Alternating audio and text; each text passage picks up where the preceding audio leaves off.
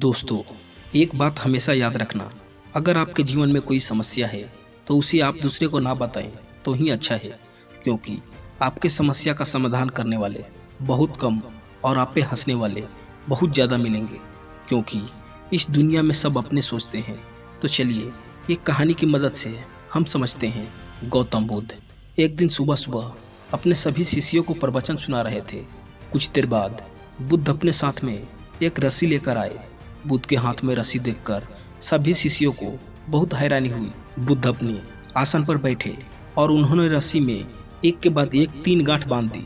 इसके बाद उन्होंने शिष्यों से पूछा, क्या यह वही रस्सी है जो गांठ बांधने से पहले थी? इस प्रश्न के जवाब में एक शिष्य ने कहा कि तथागत, इसका उत्तर थोड़ा मुश्किल है। ये हमारे देखने का तरीके पर निर्भर करता है।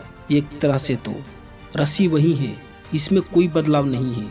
तभी अन्य शिष्यों ने कहा कि अब इसमें 3 गांठ लग गई है जो कि पहले रस्सी में नहीं थी। इसे बदला हुआ भी कह सकते हैं।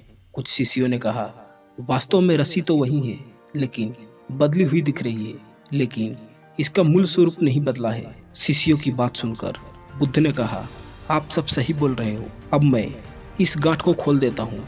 ये बोलकर बुद्ध ने रस्सी के दोनों सिरों को खींचने लगे और पूछे, क्या इस प्रकार रस्सी की गांठ खुल जाएगी? सभी शिष्यों ने कहा, नहीं, ऐसा करने से तो रस्सी और ज्यादा कस जाएगी, इसे खोलना और ज्यादा मुश्किल हो जाएगा। बुद्ध ने कहा, ठीक है, इस गांठों को खोलने के लिए हमें क्या करना होगा? शिष्यों ने कहा, हमें इन गांठों को ध्यान से देखना होगा, जिससे हम यह जान सके कि इसे कैसे लगाया गया है।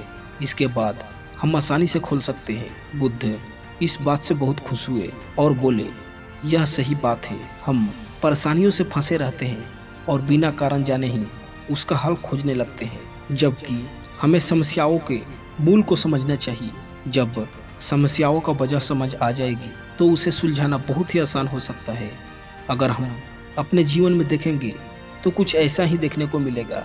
कोई छोटी सी समस्या को हम खुद से बड़ा बना देते हैं और उसी में उलझकर अपना पूरा दिन बर्बाद कर देते हैं। समस्या चाहे कितनी भी विकट हो, उसका समाधान हमारे पास है।